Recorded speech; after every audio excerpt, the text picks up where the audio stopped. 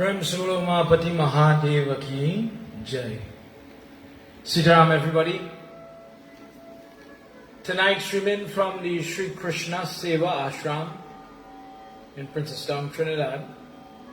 We begin our 3 nights satsang yagya pertaining to Lord Shiva, and as I showed on the invite, the moon, Chandrama, with the Guru Purnima tomorrow, and on Saturday after the full moon pass, the month of Shravan is going to be there, and we are going to do discourses as this month of Shravan comes, to understand what it is, to understand the benefit of all that we can do and all that we do, especially in the context of what is going on in the world right now. I take up this role as a guide, as an assistant to yourself and your family, to show you and to teach you, to translate the technical language into simple language, so that it becomes more and more easier for you to practice, and for you to have the Vardhan Ashirvad of Mahadeva. Tonight, as we get into a very wonderful discourse, I invite you all, please join your hands, as we begin tonight's discourse, as always, with mantras. Simple prayer, as we ask permission for the blessings and the benefit of listening to the discourse of Sadashiva. Dear God, may you please hear all your children throughout this world are praying. May you hear their prayer and grant their heart's desires. Om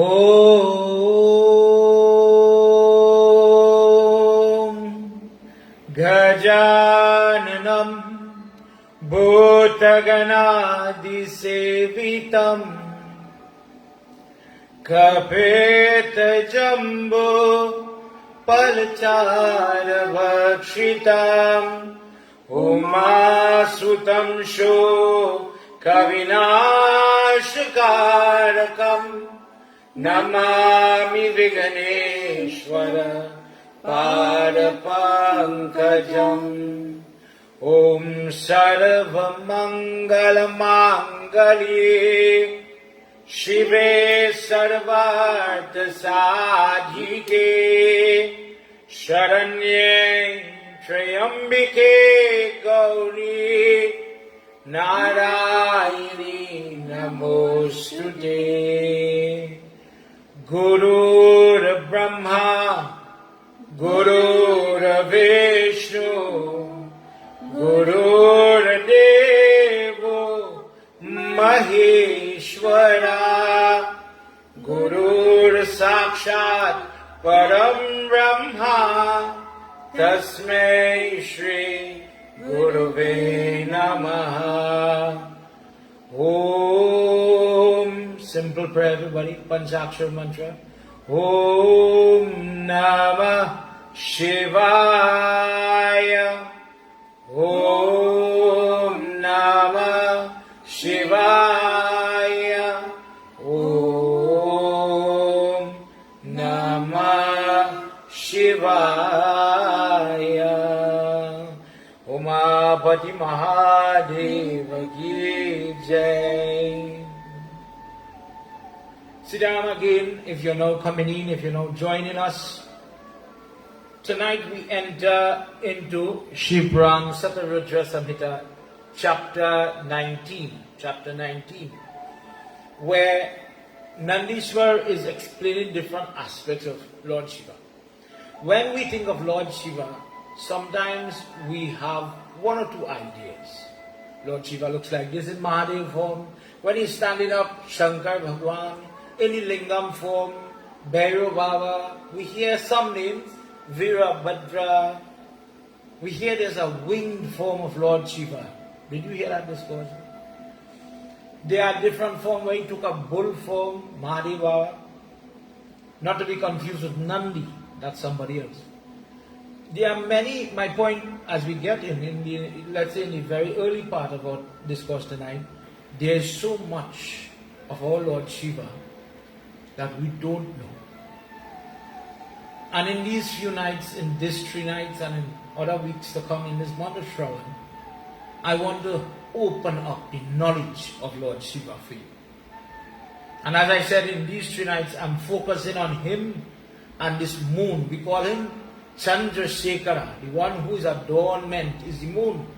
We know that on your Lord Shiva, in the Pitya in your house, he has the crescent moon on his head.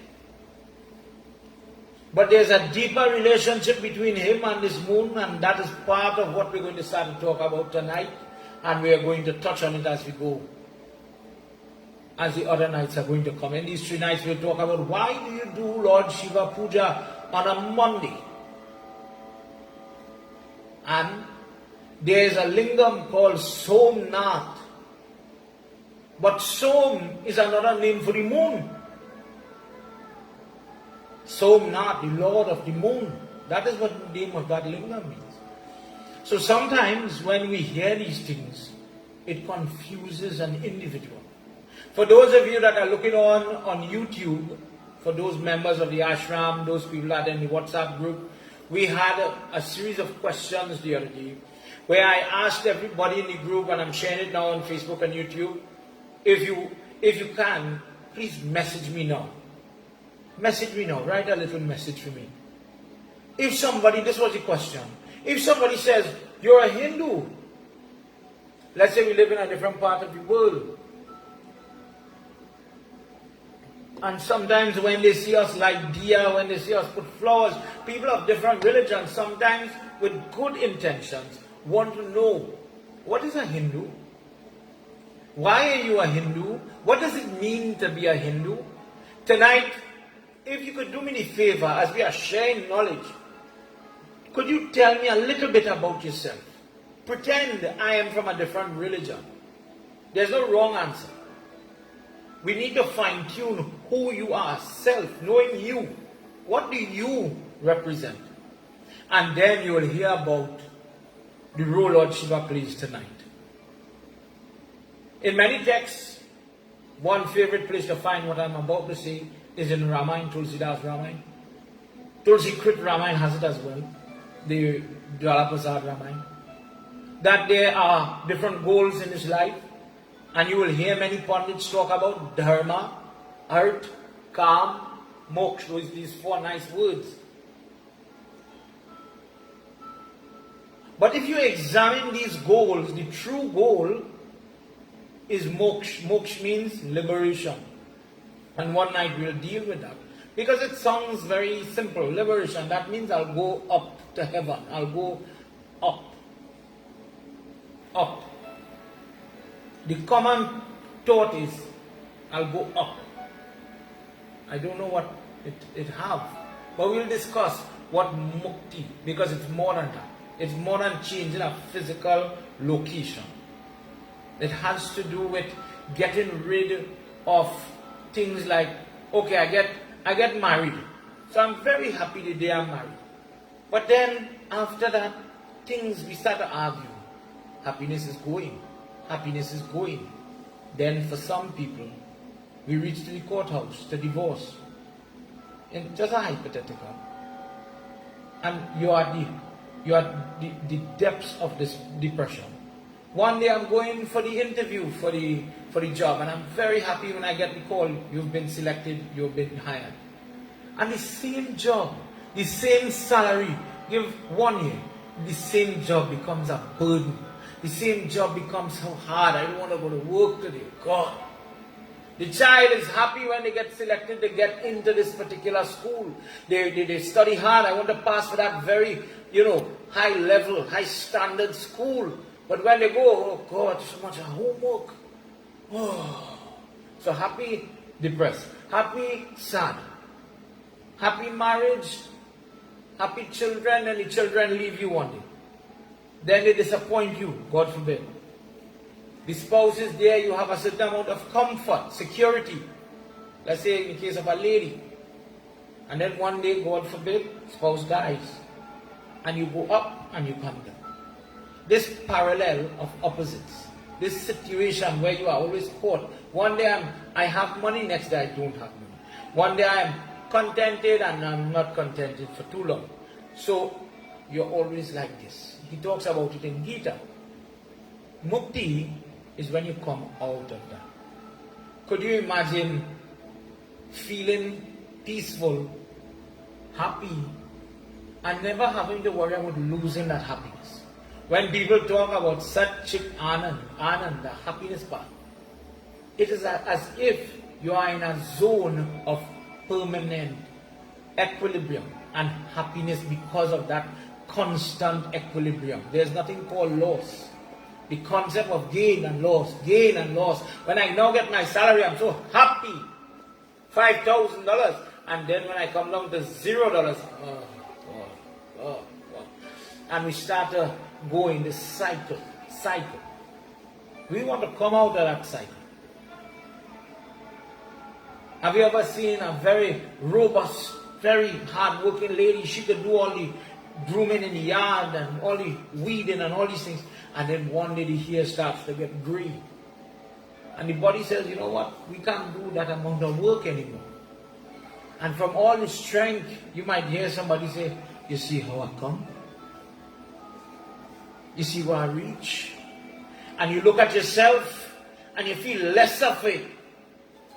Then, as a Hindu, one of the goals that we have is, dear God, I would like to be free and liberated from this up and down type of roller coaster in my life. Every day I'm going through good and then bad, good and then bad. I have something and then I don't have it.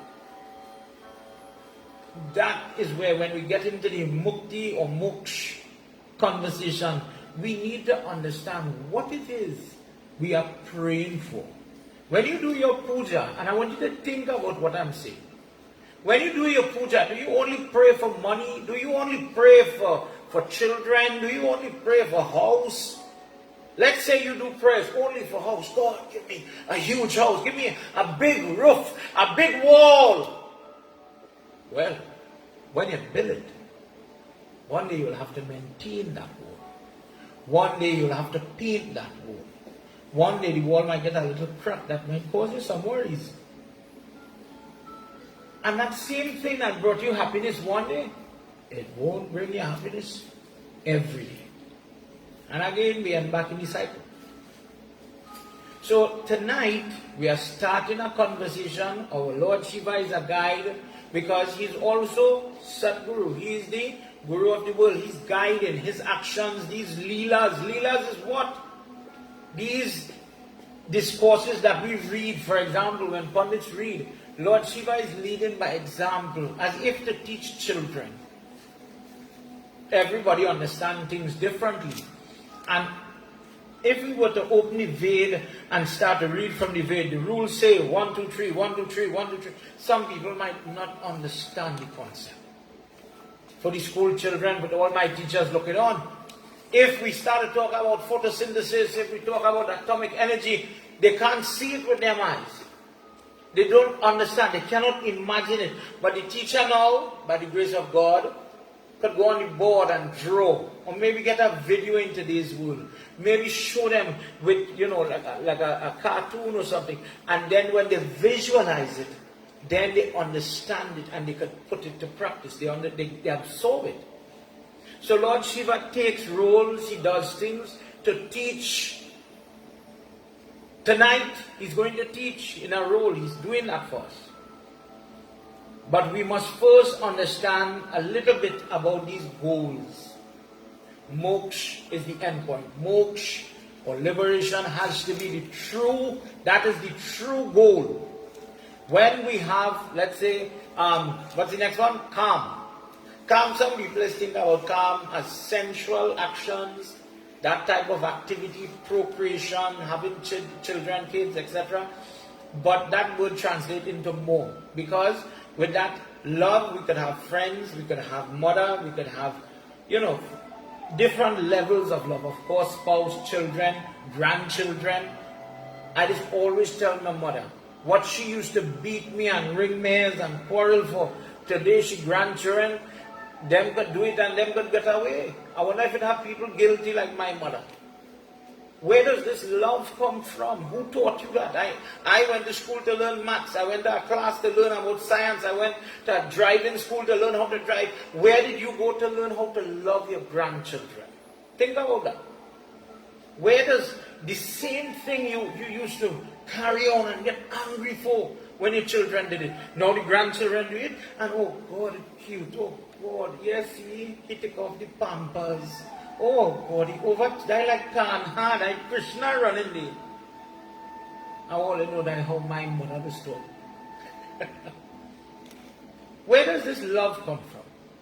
And the reason why I would say this calm cannot be a main goal in life, because when we get into that, you get so attached to children, you get so attached to grandchildren. How will you focus to get liberation? In loving somebody, you show kindness, you do good, you feel sorry for the puppy, you feed the puppy. That is a different kind of love, I agree. But it entangles the person. Art is the financial gains, the things that we work for, the goals, whether it is maybe the degree certificate, the money that we work for. But this may not work towards getting a person mukti, because you may get carried away, and you have to be careful that you are acquiring but you are not getting greedy. You're not becoming haughty or selfish.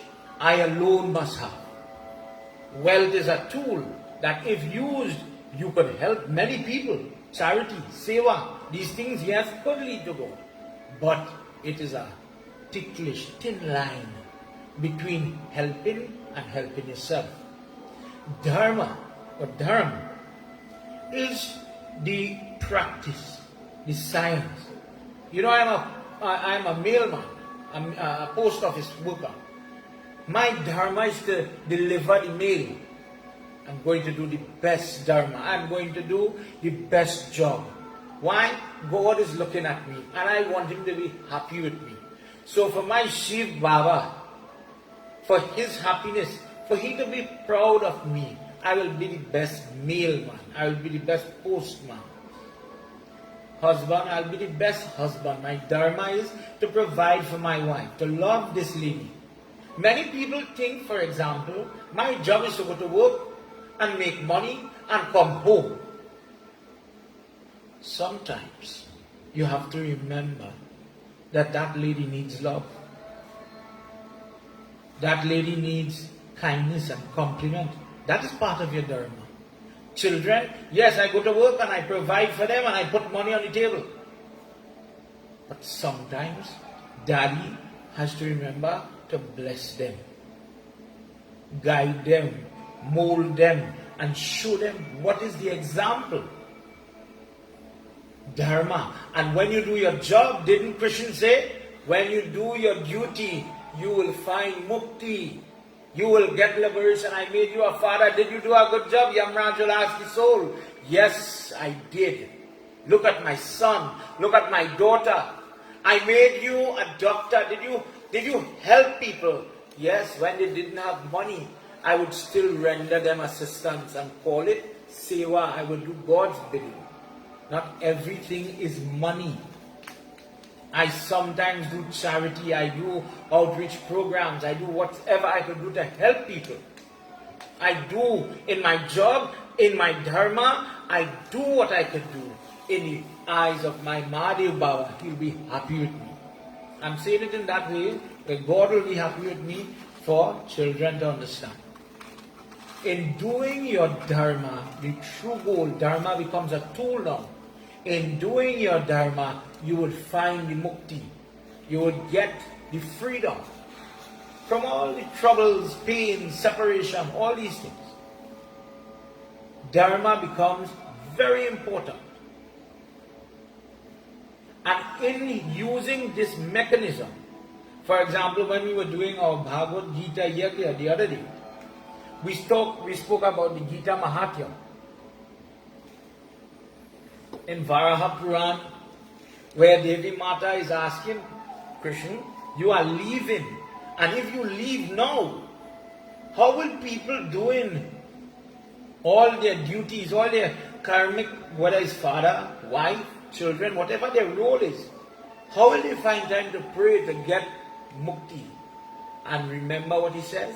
The person who reads, the person who worships, the person who has the Gita, Bhagavad Gita, that person in doing their duty will find me. There is a discourse where Narad Muni once thought he is the best devotee of Lord Vishnu. And he says, Prabhu, you see, I am your best devotee. And Lord Vishnu watched him with shock. You is not my best devotee. Who tell you that? Think about the person now, ashamed, you're insulted. He said, Prabhu, I am here every day and I'm Narayana. I don't see anybody else coming to rub your foot. I don't see nobody else calling your name. How come I am not your best devotee? He says, Narad, no problem. Open your hand. Gives him a huge diya, fills it with oil. And he says, Narad, I'm giving you a job. Go do the job. He says, okay, Prabhu. He says, go around the earth 3 times, holding this diya. Never let the oil spill, never let the light out. Come back when you finish. He says, that's all, Prabhu. I can do that. Go. 1, 2, 3, reach back. Prabhu, look. I told you I'm your best devotee. This diya did not out and the oil did not dribble on the side. He says, very good, Narad. He says, while you were doing that, how many times did you think about me? I have mentioned this discourse before for those devotees that follow. Those of you in the group, remember this. This is the measurement. Look at what God is looking at. He's watching. This is the lesson. The inherent lesson here is God is watching you. Narad says, Prabhu, you want me to think about you? Mahavishnu, you're wicked. Mahavishnu, I was so focused on that diya. How could I think about you and hold on to that diya? That is impossible. He says, Narad, let me go and show you my number 1 devotee. Took him where there's no, if I'm remembering correct, no, this is not Brahman or Kshatri. This is not a high birth, rich person. This is a poor person. Tattered house, old, a widower. The wife had died. Trouble. He's a farmer and he has many little children. Opens his eyes as Lord Vishnu and Narad Muni are standing beside, invisible to him. And they hear him say, Prabhu, give me the strength to go this morning. Goes in the kitchen. He know about the cooking. He know to, put on the stove and all that. Prabhu, help me to put enough salt so they don't complain they will eat it. Me know about this cooking, God, but you touch it and make it tasty. They watch again, he goes by the daughter and he's trying to plot the hair, afraid because she go quarrel with him. All the single fathers looking on, tell me, Prabhu, I know about this plotting of this hair. Guide my hand, God, guide my hand so I can do it good today. The children getting ready to running out. Bye God, see you later. Dear God, bless them. Lord, look what I want running crazy. Bless them, dear God, bless them to reach safe and to come back safe. Farmer Baba gets up now, the children gone. Time for him to go to the field to do his till and to do his work, to till the soil and so on. And the 12 o'clock sun is beating him. And he says, Prabhu, send a cloud and I will sing for you. Jai Hare Krishna, Jai Hare Krishna, Govardhana Giridhari. No drum, no organ, no orchestra, but just love. Do you have that? Tonight, message me, write a message. As you share the satsang, I need everybody to do some work here for me. We need to share our satsang so more people can hear and benefit. You'll hear why. But consider what I'm saying. Tell me, do you sing for God? Do you have that love, that devotion? Like this farmer? Jai Hare Krishna. And he's doing the work and he's telling him, God, cover that sun, please. Make this mud soft, please. And he does his work. And when it's time now for the voices, the noise to come back in your house, the school children coming home. Prabhu, thank you. I see every man reach back.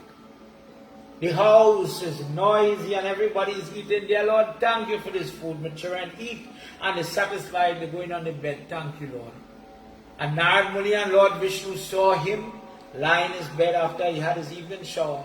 And he says, dear God, give me strength to do it again tomorrow. Lord Vishnu immediately turns to Narad. And he says, Narad, in all that he is doing, look at how many deers he has to manage.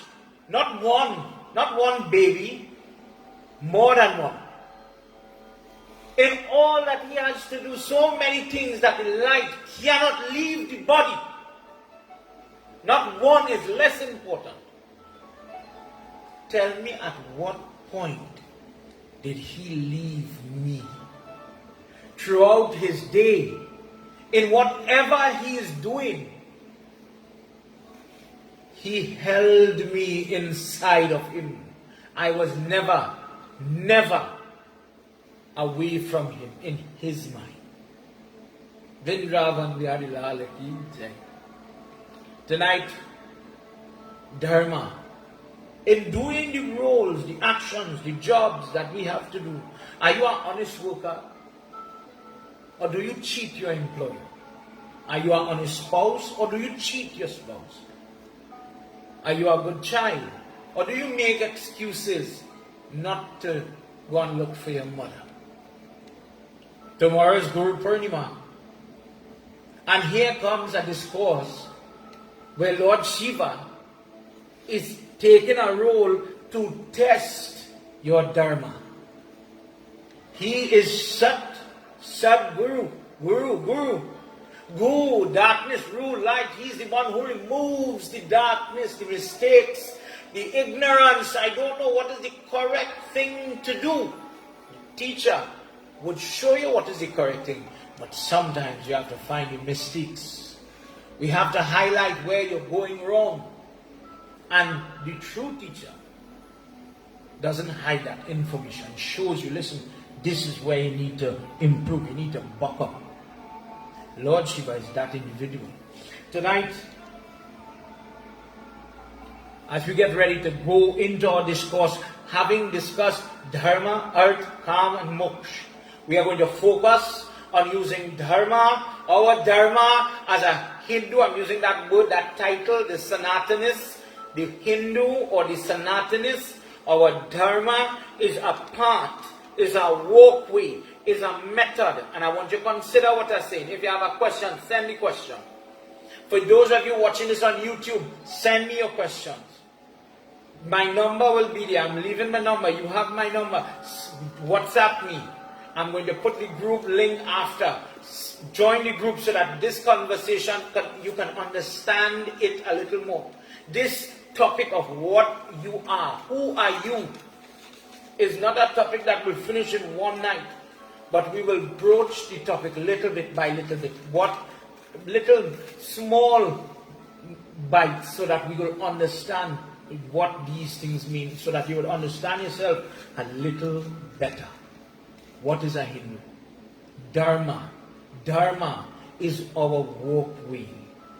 Our walkway. If I follow this walkway, at the end of the walkway, Mahadi Baba is standing right there waiting for me. So you're telling me, Pandit, if I follow my dharma, if I do my different jobs, marriage, house, feed the poor, feed the animal, show compassion, be a good devotee, do my worship, don't lie to myself, don't make excuses to myself. Nobody will see if I cheat on my wife. Nobody will see if I hide and drink a little alcohol or take a little coke. Nobody ever see that. This is where you're deviating from your dharma. You're saying one thing but you're doing something else. Dharma is a tool to what? To find moksha. When I get to my Shiva, why would I want to come back in this world? When I get to my God, where do I want to go again? He is everything. So we have to understand moksha a little more. We'll deal with that. Tonight is about Dharma. And we have some wonderful examples. And we'll see what Lord Shiva is looking at. Put your hands together as we chant the Sumiran for Shipran. Gauri Shankar Pad Kamala Prema Sahita Hiyale Srimad Shambhu Puranya Ke Bhasha Rachahu Shubham Shruti Samvedanadi Shiva Samba Sachinananda Nirguna Brahma Vilakshaye Dhyayami Sukhakand Jai ke Maya Paya Jaga Baupalan Layaho Swambhu Swambhu Jasubalan Pavat Gaurav Doy Mata Pita Guru Bharati Veda Vyasa Munesh Prema Sahita Kala Joda Kara Sabahina Vahushe Shesh Gauri Shankar Pad Kamala Hita Hiyale Shri Manushambhu Puranya Ke Bhasha Rachahu Shubham. Prem Solo Mahapati Mahadeva Ki Jai. So as I said before, if you're now coming in, we're reading from Shiv Puran, Book 2, Satarudra Samhita, Chapter 19. Nandishwar is explaining the different forms of Lord Shiva. And he says, oh, divine sage, you are listening to one episode after an episode after an episode of Lord Shiva. You are listening to the different Leelas of Mahadev. And now, for the purification of Dharma, for the protection of Dharma, to understand the importance of Dharma, Lord Shiva takes a form to teach in a very strict form, to teach the role of Dharma. In this wonderful discourse, you will hear of where Lord Shiva takes the form of a Muni called Durvasa Rishi. Let's enter, everybody, as we hear more about this. We hear that Hanuman Baba is the incarnation of Lord Shiva. We know about some of his form. Tonight, if this be the first time you are hearing this discourse, please let your ears practice Shravanam. Shravanam is that form of bhakti where you love to listen. You listen to your Prabhu, and your heart, your soul enjoys it. You tell yourself, I did not know this.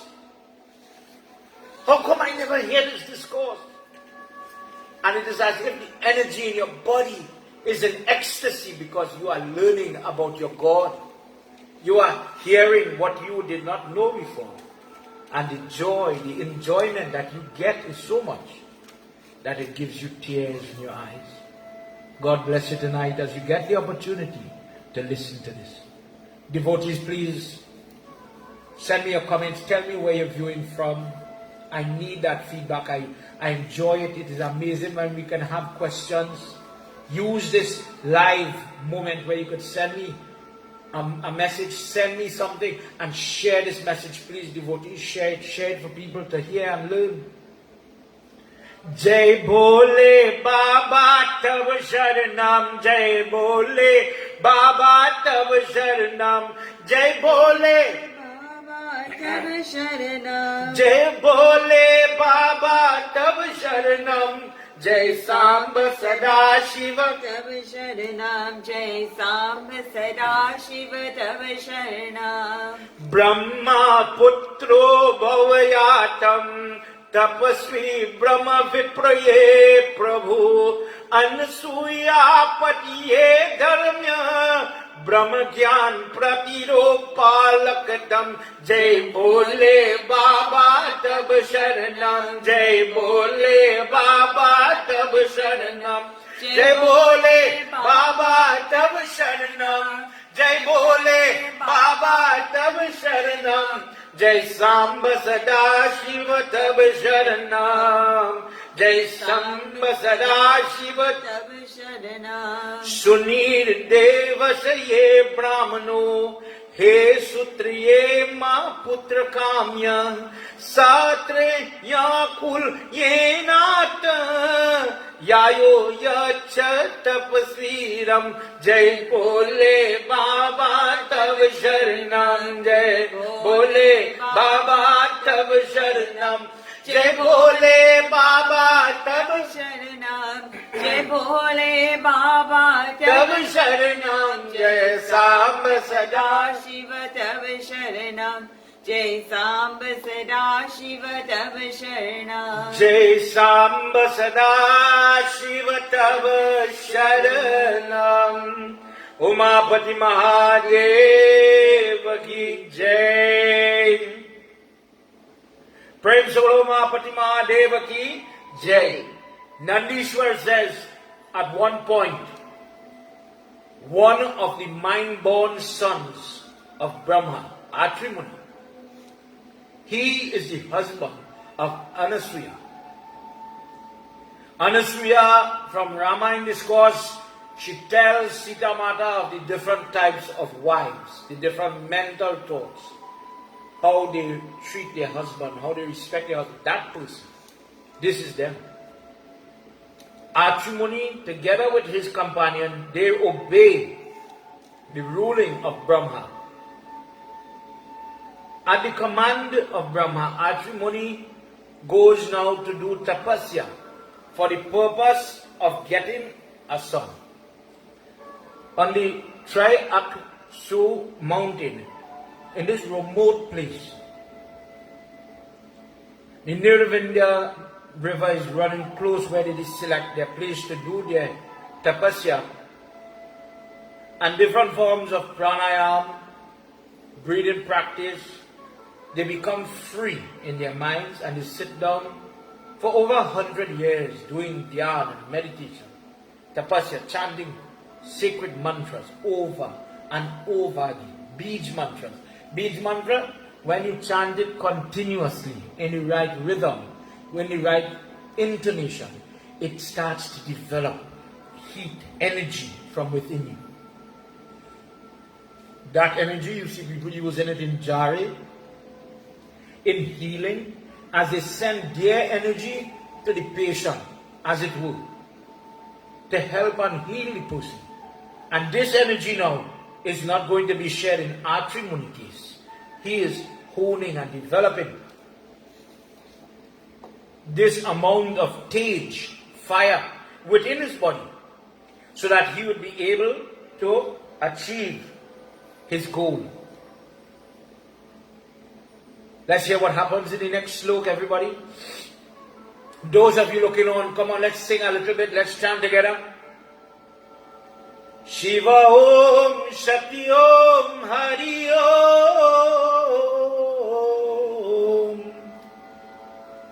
Narayanaya Krishnaya Paramatmaya Namo Namah Narayanaya Krishnaya Paramatmaya Namo Namah Bahukaloka Vyatiye Tapasvi Tapugun Saptayatam Ashivad Bhava Tapasutayate Shuchiyar Janalokaye Masi Narayanaya Krishnaya Paramatmaya Namo Namah Narayanaya Krishnaya Paramatmaya Namo Namah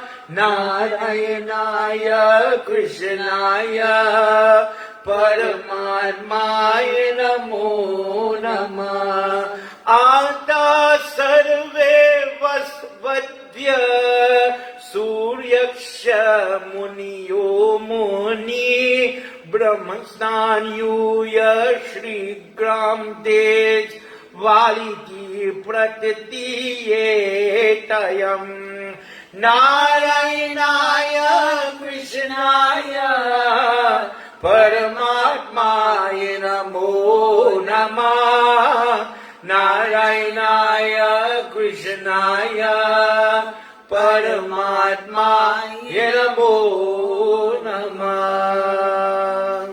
Shri Vishnu Bhagwan ki Jai. This is an example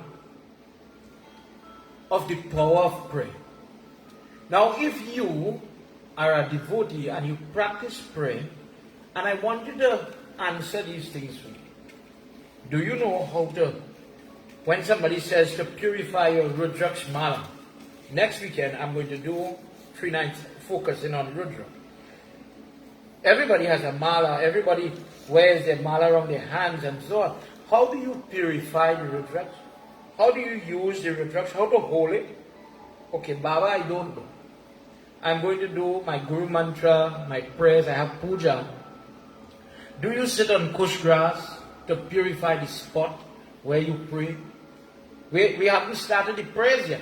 I'm just talking about using it. And then the seat you are on. How do you prepare the seat where you go to do japa? These little factors affect the outcome of your puja. Sometimes you go in a place and the energy is right, it is strong, it is vibrant. You feel comfortable, you feel in this place you could enjoy the prayers. You feel as if you are so happy, you're feeling like if you're in heaven. And then there are some places you go and you feel as if your energy, your body just sunk to the floor.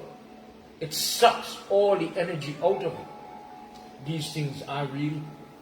And when you know the art of praying, do you know how to pray? Are you doing your prayers properly? These are questions you need to ask yourself. And when that guru, when that teacher gives you that information, then the onus is on you to practice it. Guruji told me to use this when I'm saying my Guru Mantra. Guruji told me that after I took my Janewa, I need to say Gayatri Mantra.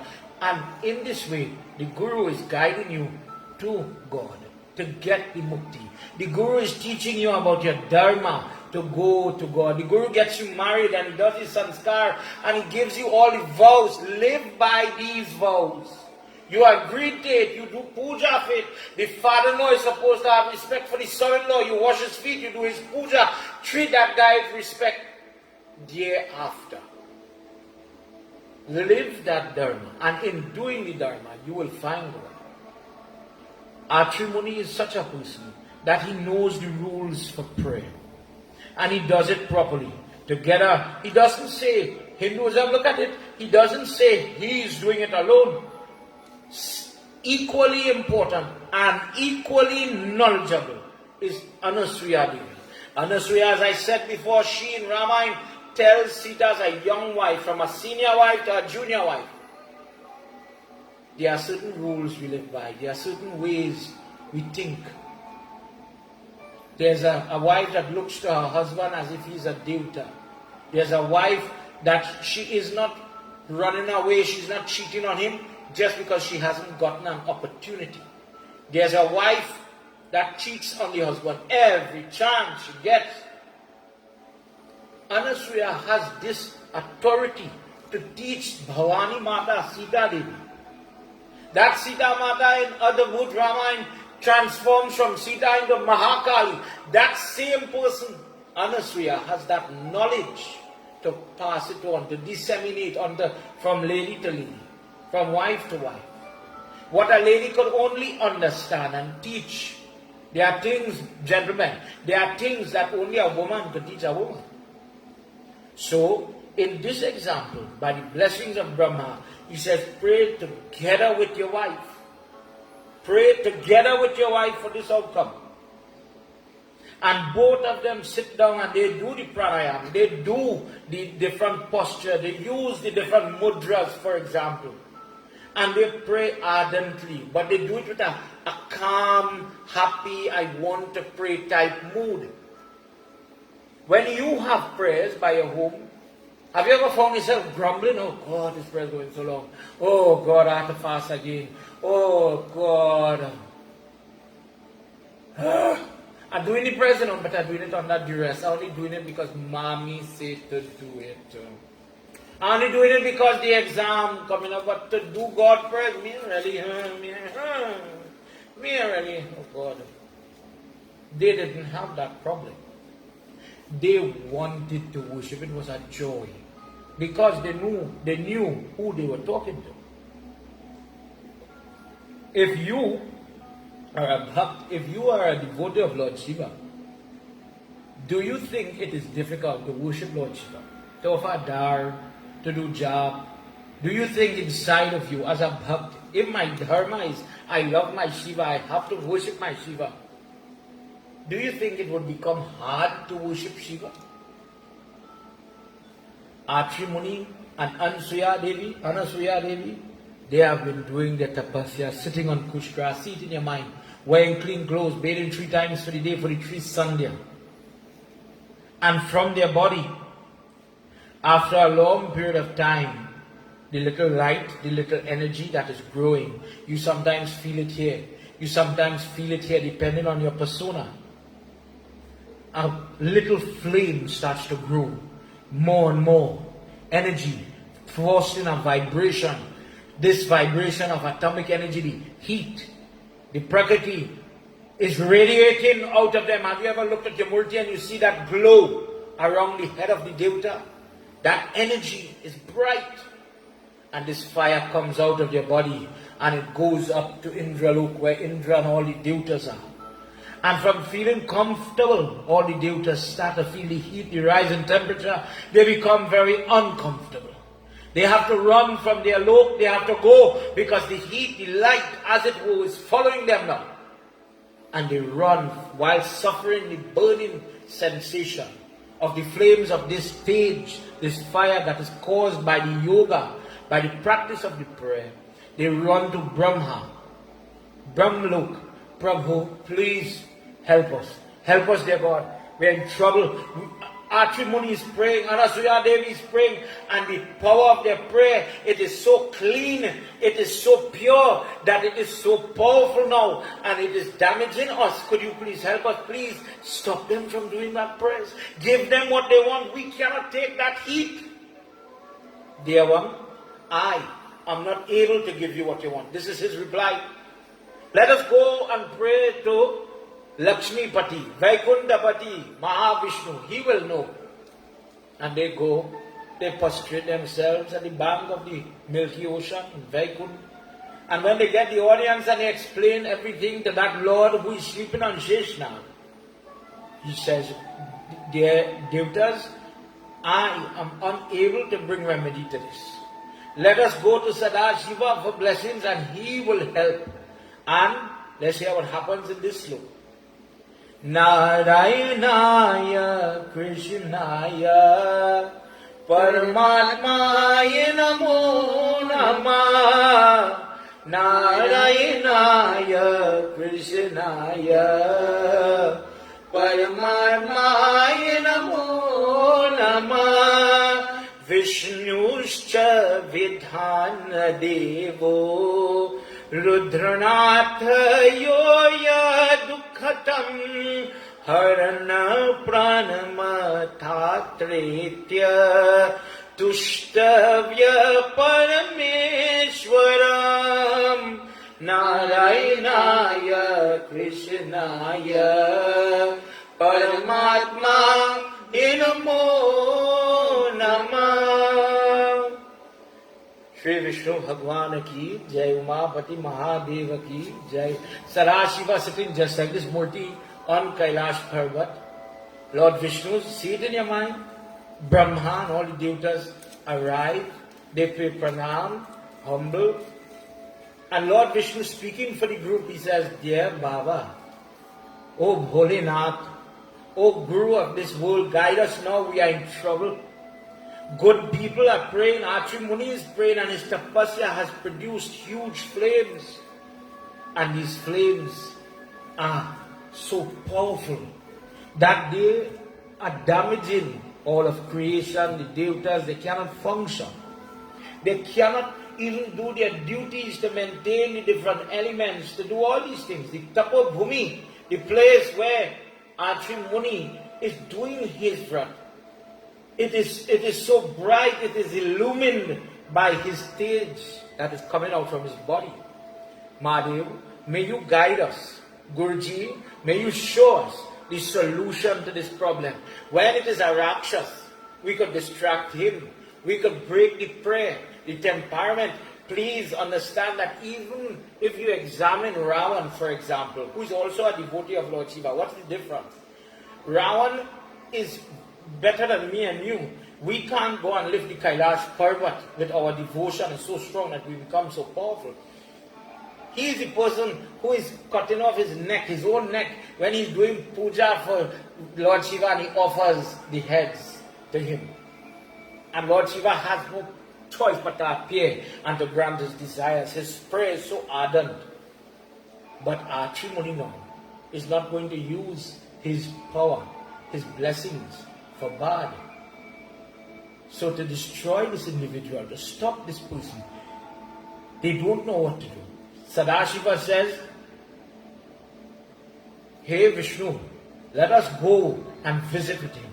Let us hear what is the purpose behind all of this prayer. And maybe we will then find a solution. 1, 2, 3. Brahma, Vishnu and Shiva go and appear in front of Atri Muni and Anasuya Devi.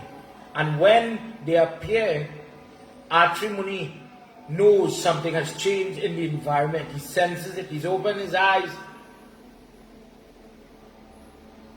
Ya Devi Sarva Bhuteshu Shakti Rupena Samstita Namastasyai Namastasyai Namastasyai Namo Namah. He Brahma, He Hara, He Rudra, Shri Pujas, Shri Jagatanath, Jagat Guru, He Parameshwara, Shrishti Raksha Sahasrakha, Ya Devi Sarva Bhuteshu Shakti Rupena Samstita Namastasyai Namastasyai Namastasyai Namo Namah. Prem se bolo Shri Adi Shakti Mata ki Jai. When Atri Muni sees Brahma, Vishnu, Shiva standing in front of him,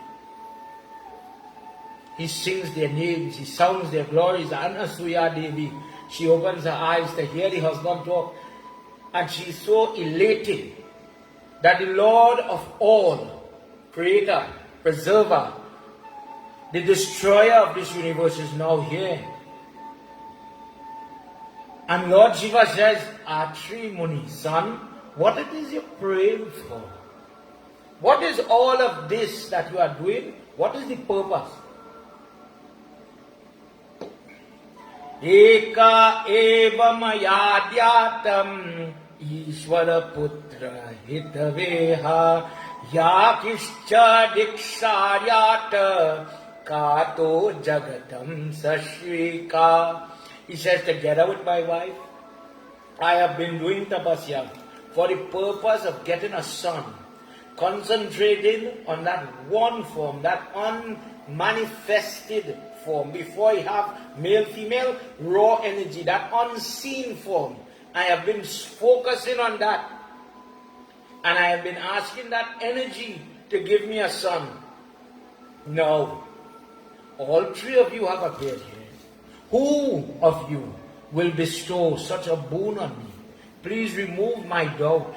If one of you could grant myself and Anasuya Devi the happiness of having a son, I would be complete in my prayer.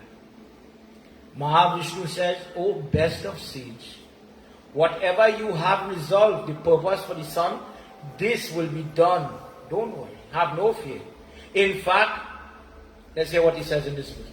Jai Bole Baba Tab Sharanam, Jai Bole Baba Tab Sharanam, Jai Bole Baba Tab Sharanam, Jai Samba Sada Shiva Tab Sharanam, Samba Sada Shiva Tab Sharanam, Vyavyam Trayo Bhaveshanam, Samana Vardarshanya Bhava, Asmardhashabhya Ye Snanam, Dvavyate Vishwaye Shatagum, Jai Bole Baba Tab Sharanam, Jai Bole Baba Tab Sharanam, Jai Bole Baba Tab Sharanam, Jai Samba Sada Shiva Tab Sharanam, Jai Samba Sada Shiva Tab Sharanam, Umapati Mahadeva Ki Jai. He says, O Muni, Mahadev Baba talking now, O Muni, you will not only get a son, but as you have been praying to the unseen energy of this universe, which is Brahma, Vishnu, Shiva in one, all together. Today, the three of us will bestow the same boon upon you, so that you will have three sons that will be born from the body of ourselves. So from the arms of Shiva you will have a son, from the arms of Brahma you will have a son, from the arms of Vishnu you will have a son. Listen carefully, everybody. And these three sons will enhance the glory of mother and father. They will make you proud because of their teachings, their works, their revelations. They will bring respect to your name and your family. And their acts will have great effect on this creation, their role to play, as if they are being created for a purpose. Oh, Muni, may you be happy. Atri Muni delightfully gave up his tapasya. The fire is now extinguished, prayer is finished. And he goes back, he wants to return to his hermitage. And when he goes together with Anusriya, they are very happy knowing that Brahma, Vishnu, Shiva is coming. Did you ever hear this discourse? And from the body of Anusriya comes three sons. It is said that when they were coming into this world, the body of Anusriya glowed as if suns, not one sun, suns, S-U-N, suns, brilliant amount of light. She was glowing as these forms developed within her body. And from the womb of Anusriya, from the ans or the part energy of Brahma, comes Chandrama, the moon. Then from the ans of Lord Vishnu comes that one we call Dattatreya, a form, a piece of Lord Vishnu. And from Sadashiva, a ans is born. A form taken from a piece of his energy. This person will be a propounder, a professor, a teacher of Dharma and the importance of sticking to your Dharma. This person is the best of sages, and he was born Muni or sage Durvasa. Many people hear about Dattatreya, Swami Ganapati in Trinidad with the big Hanuman and all those things, but they don't know the role Dattatreya or what his purpose was. In a nutshell, and another day we could go into his teachings, there are discourses that have him. He is focused on the last ashram of everybody's life, how to be a sannyasi. Part of his teachings are found in something called the Bhikshu Gita. and he teaches that method. If you listen to his discourse, it is a little different. He says, don't worry to follow me. Don't worry to do anything. Sannyasi, this is a point where you're starting to relinquish and give up. That incarnation was a part of Lord Vishnu. The moon is an incarnation of Brahma and is the brother of this incarnation of Lord Shiva, Durvasa Rishi. This is where the moon comes from. Shiva, in this Brahmtage, in this form of Durvasa, he's going to test people's dharma. That is the purpose of this birth. O Muni, O excellent sage, there are many examples of this. Many examples of the role Durvasa Rishi played in discourses, in Katha. Now he says, please listen. Listen to how Lord Shiva played a role in many different instances. And we're going to talk about those tonight.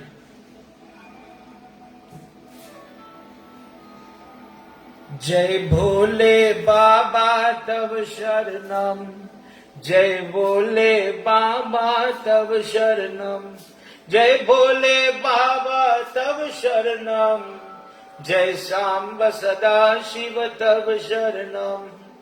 Sarva Vangsho Ye Samputro Yoga Bham Ambarisha Niboya Bhavat Tatparak Pariya Ye Makaye Atam. Jaya Bhole Baba Tav Sharanam. Jai Bhole Baba Tav Sharanam. Jai Bhole Baba Tav Sharanam. Jai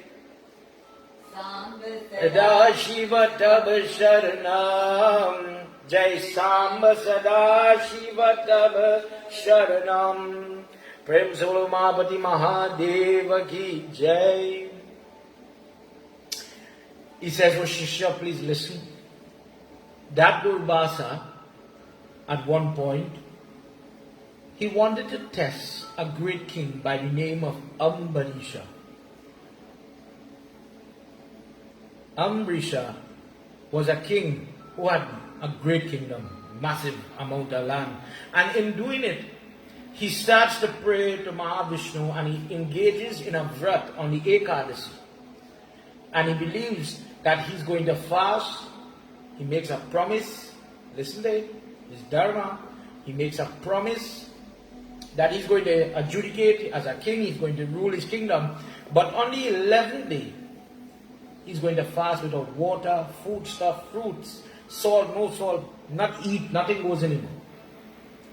But he must break his fast on the Dwadasi day, the 12th day, the next day.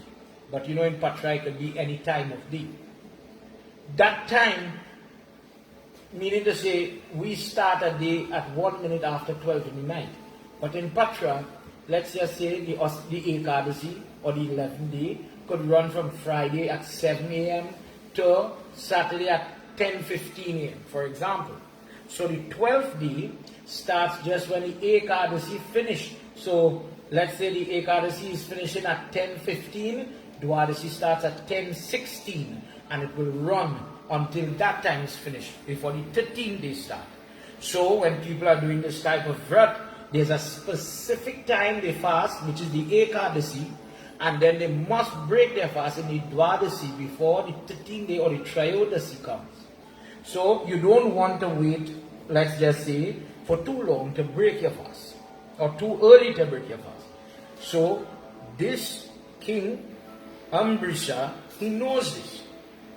And he times everything and he knows when to do his puja and when it is time now to have a sip of water or eat breakfast or lunch or whatsoever to break the fast.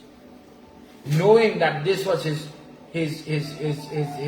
resolution, Lord Shiva in this form, Durvasa Rishi, wants to see if he will stick to his prayer.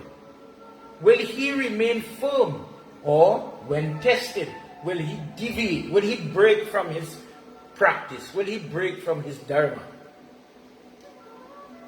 So at one point, Durvasa Rishi appears. He just shows up with all his disciples, always a great amount of students with him. And he says, "O king, I have come, and we will have a meal together. But let me go and do my morning ritual in the river. Let me have my bath and do my tarpan and do my prayer, and then I'll come back and we'll have something to eat." Meanwhile, Durvasa Rishi knows Ekadashi is about to finish. Dwadashi is going to start. It is time for the king to break his fast. But he takes long by the river. He's prolonging. Durvasa wants to see what will happen. Will he hold to his dharma or will he deviate from the dharma? He's testing him. And on this particular Dwadashi, it was very short. It is not necessarily 24 hours. It could be a few hours. So, when the time is going, the king wants to keep his vrat. He wants to keep to his promise. So, he's wondering, and Durvasa Rishi is not coming. Therefore, knowing what was happening, realizing the obstruction in his performance of his practice or his dharma, the king, praying to God, asking for forgiveness and permission, sipped a little water. And did not eat food, but sipped a little water to break the vrat in the correct time, as time was running short. Knowing that he had sipped the water, without practicing of waiting for the Baba to eat or these type of hospitality, meaning to say he had committed a wrong. Lord Shiva, in this Durvasa Rishi form, who is known for his temper, goes back and he, angry now, speaking to this Raja, he says, "You have broken your promise of being a good host. You have eaten, you have broken your fast, and you did not wait for me. You have invited me into your home, but you ate before I could eat. And that is against the dharma of hospitality." And he was about with anger to curse, to harm Ambarisha. And that devotee, that king, or that pujari, worshipping the Ekadasi Devata is who? Lord Vishnu. When you do Ekadasi Vrat, this is when we don't use rice, we don't eat grains and other things. Lord Vishnu is the one who is witnessing your sacrifice. Lord Vishnu, knowing his devotees in trouble, sends the Sudarshan Chakra. And the Sudarshan Chakra is circumambulating around the king, protecting the king from Durvasa. And the Muni now, he stops because he says, this is the protection of Lord Shiva, Lord Vishnu. The king, he feels vindicated. He gets angry. And before he does something against the Muni, somebody going to hit you, will hit them back. Akashvani says, the heavenly voice says, "O Rajan, that chakra that is circulating you, that is circulating around you, the Sudarshan Chakra, everybody listen, was a gift from Lord Shiva to Lord Vishnu." Did you know that? This is the wheel that Lord Vishnu has on his hand, spinning like this, like a circular saw blade. That was given to him by Lord Shiva. He says, "O king, don't get angry, don't say to that chakra, attack Shiva. It will not work. That is his, that is part of his energy. There's no sense in even attacking that Durvasa. He is that huge form of Shiva, that magnanimous lingam of fire. That same person, Durvasa, is Shiva. O Rajan, look at him, not as an ordinary sage, but as that Mahadev who had come to test your dharma. Seek refuge in him, and you will get his blessing." Nandishwar says, listening to this, Ambarisha calms down. He's no longer perturbed, he's no longer frightened, and he touches the feet of Durvasa. Durvasa now is smiling because this devotee had won the blessing and the protection of Mahavishnu. Why? Because he was so steadfast in his prayer, in his dharma. There are people, devotees, there are people that when tests and hardships, sickness, hardships in the form of financial, in the form of family, in the form of death, in the form of sickness, different things. People say, you know what? This God I'm working. I go in and change my dharma. Sanatan dharma. The celestial permanent. Sanatan means permanent. Dharma. And I'm going to throw away my dharma to go to something else.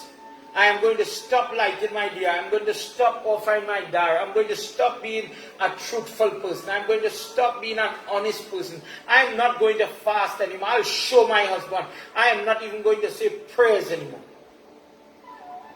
Things happen. And when things happen, sometimes people even blame God. Somebody died, the puppy died. God allowed the puppy to die. So you know what? I'm angry with God and I'm not going to worship anymore. And you deviate from that dharma. The voice says, this is the tester. He is the examiner. This is his role, oh Rajan. And you have passed this test. You remain faithfully following your dharma. And this is so rare. It is so genuine. It is so important, and it is inherent in you, O Rajan. You have the blessings of all, because now you have passed your exam. Lord Vishnu is going to reward you peacefully, happily. Amrisha bows to the feet of Durvasa Rishi and gets his blessings. The Sudarshan Chakra goes. In that discourse, if you ever hear of the Sudarshana Stotra, it comes from there, where they're praying to the Sudarshan Chakra as a representative of Lord Vishnu. Nandishwar says, that intelligent king still fed Durvasa, the aunts of Lord Shiva. He fed all the Shishya. He did treat them with the fullest hospitality. But he did it thinking that Lord Shiva was in his house. And with that humility, with that love, he was able to get the blessings of Durvasa Rishi. Durvasa Rishi leaves the palace, leaves to return to his ashram. The examiner of Dharma was pleased with what he saw. And Ambrisha, not only as a politician, is able to gain greatness for his people, as a leader, as a financier to his people, but in terms of the health of his people, the fertility of the garden, children, health, happiness. It was as if the king's good luck was being passed on to his people. When the king walked through the street, when the king come by my house, when the king touched me, my business working, my garden growing, my family life, she come back home to me. And when people, when great devotees, when great bhakt touch a person, when great people share a moment with a person that may be on a lower level of the ladder, this is what you get. The Guru is an example of that. By no means the Guru is God. Let us be very clear. Lord Shiva is God. God in his formed or unformed section. That is the divine. That is the perfection. That is the one that does not have any tamogun in their body. No base qualities and characteristics. Everybody has a bad side, as they say. Lord Krishna says that within you, you have Sattva, Raja and Tamo. It depends on which one is predominant. Are you more good than bad, or the opposite? Because everybody has good in them. Everybody has a little bad, truthfully, in them. We are not perfect. But the Guru is the one who shares that energy, that blessings. So in one way, the king in this example was able by his own devotion to share that light, that energy, because of the contact with Lord Shiva and Lord Vishnu. He shared it with his people, and the goodness and the good luck and the health that started to spread. The people wanted him to come to their homes. They wanted him to touch the garden. Imagine it, see it in your mind. I picked 2 tomatoes today, king, eat my tomatoes. Please touch my child. Have you ever seen somebody hand a politician the baby? What are you doing that for? Have you ever looked at an India rally, a political rally, and they are trying to get the Prime Minister to bless these people? Remember, in order to bless somebody, you have to have blessings to share. First of all, in this example, when just as the young bride, the new bride holds a child to have the good luck that one day she will have a child of her own, we have that tutka, that practice till today. The king would hold and caress children, would blow on sickly children. He would share his luster just by the blessings of Durvasa Rishi. He had this ability, and all those people that were around him shared that joy, shared in that goodness. You have that when you have your guru. First guru, mother. Second guru, father. You might have Diksha Guru, mantra. So tomorrow I know my phone, I will see all the people that I teach and talk to. Everybody's going to send a message, Happy Guru Purnima, Guruji, have a good day, all these things. Get up and kiss your mommy. Get up and bow to your father. Remember that is Guru as well.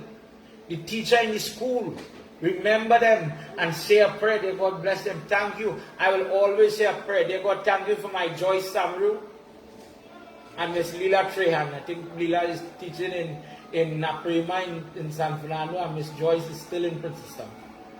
These people impacted my life. Yes, it have pundit and gurus and that type of thing. But the teacher teaches you as well. In Bonanza Street in Princeton, I went to Miss Eastland's private school.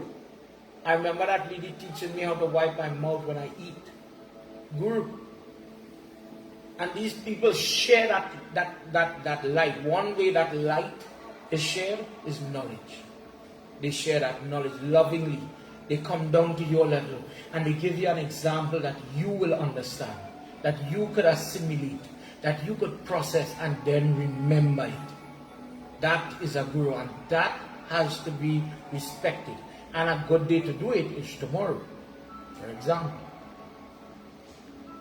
Muni is asking, tell me again, give me another illustration of where Durvasa Rishi plays a very important role. It is time for Sri Ram to leave the earth. Tulsidas Raman, I believe it's in Love Kush. Sita Mata is gone, but Sri Ram is happy. Love and Kush are growing. By now he had married them. Everybody's settling down. Satrahan and his family, they are ruling a different portion of the map. And Yamraj comes to look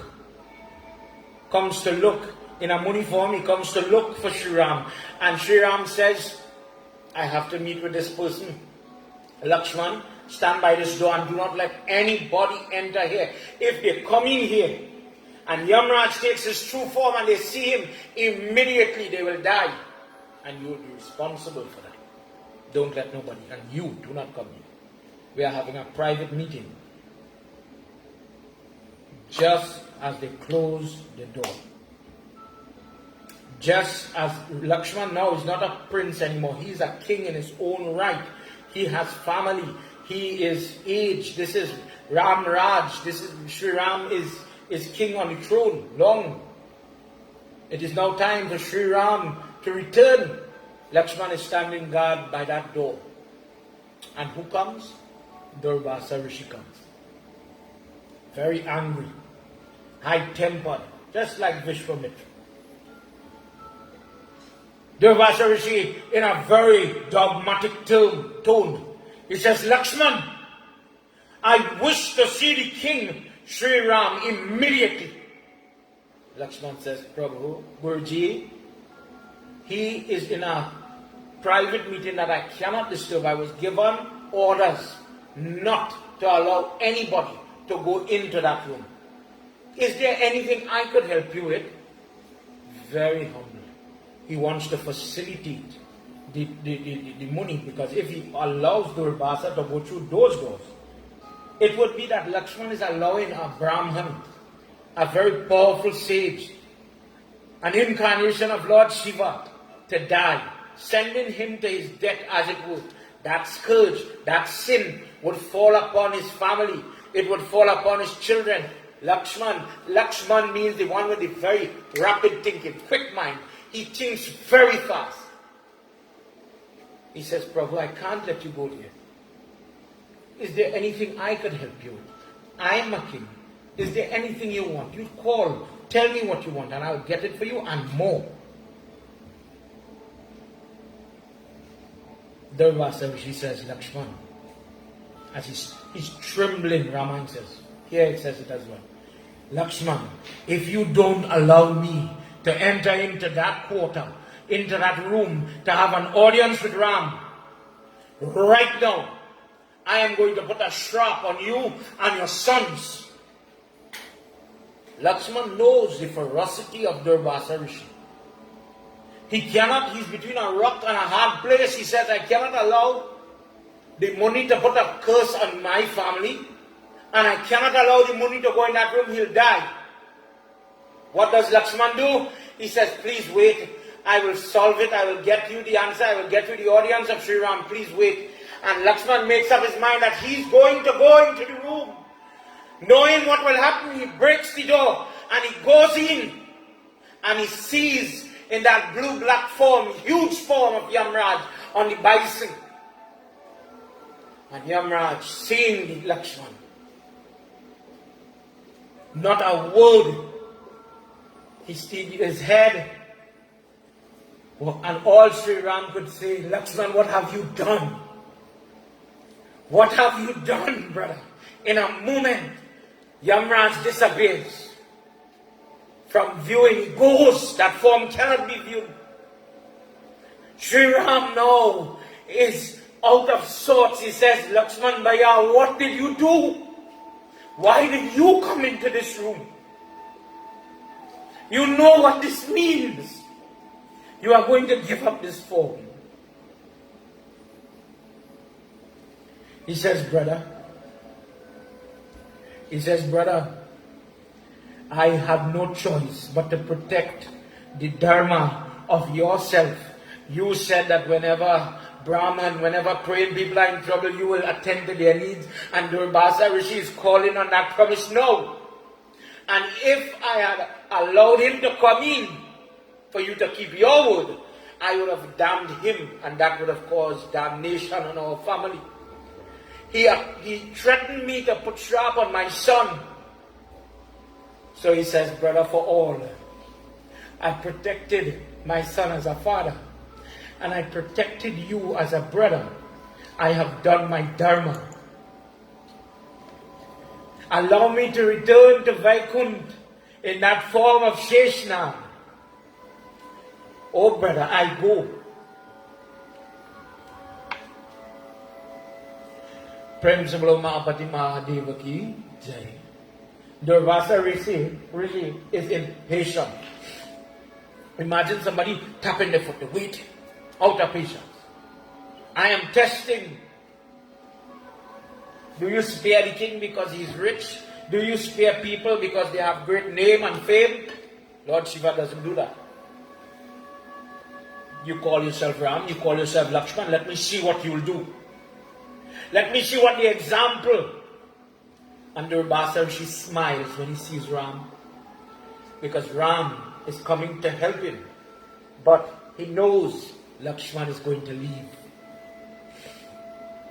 From there, after attending to the needs of Durvasa Rishi, it is said that Lakshman goes to the Surya river, and there he is going to ascend to Vaikunt in the form of Sheshna.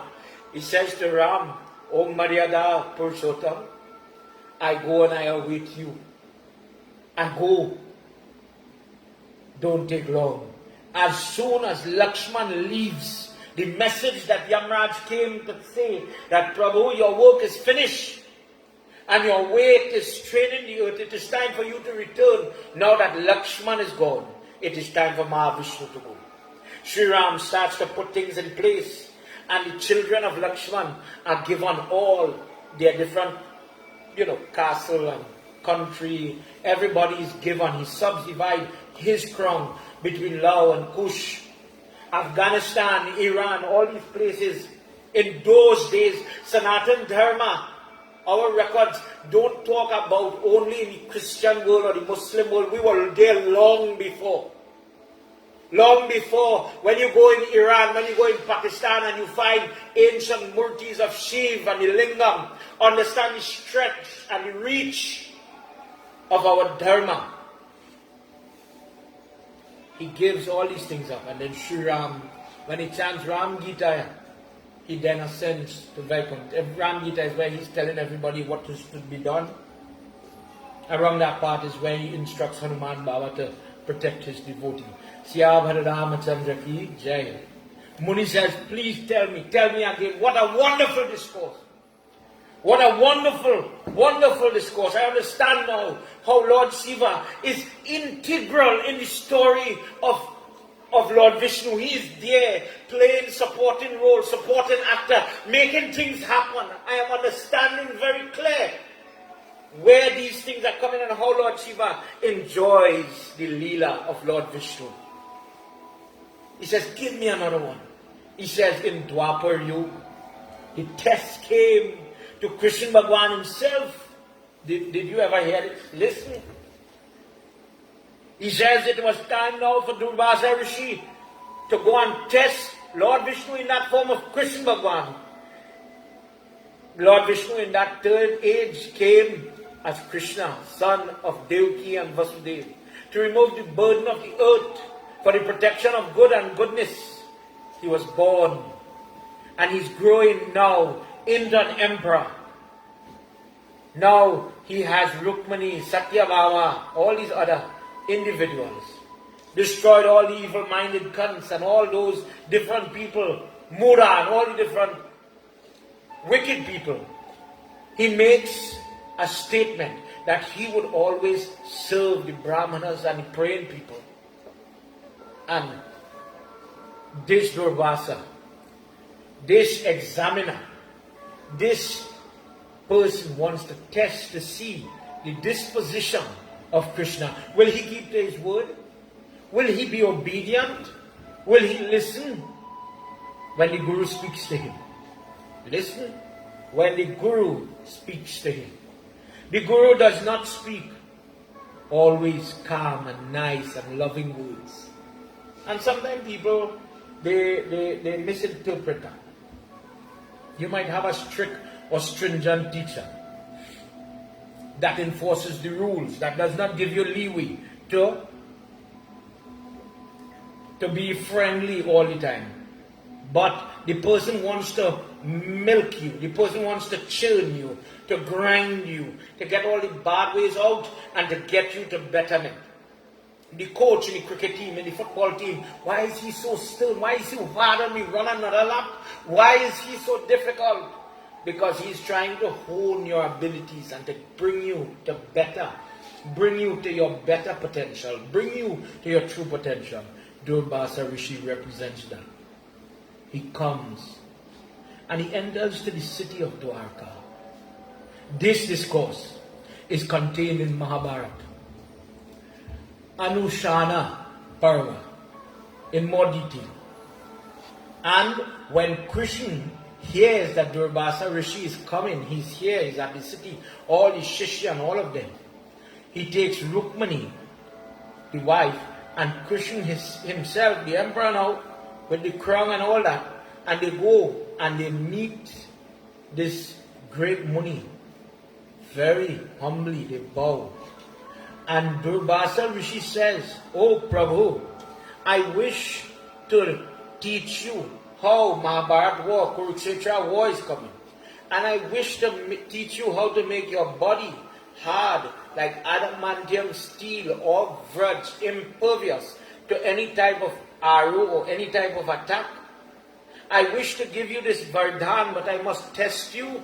I must see how you are praying. If you pass my test, I will give you that darshan. But if you fail, you will be weak when that war comes." In Mahabharata, given in more detail, Krishna receives him when he says these things. And he puts Rukmani, this queen now, she's an empress. So think about that. For everybody who, you're the grandmother, you have all the accolades, the degrees, you have the supervisor position, a higher position, maybe you have, a good savings account, you have a certain position. And maybe another person might be tempted to say, I'm a queen.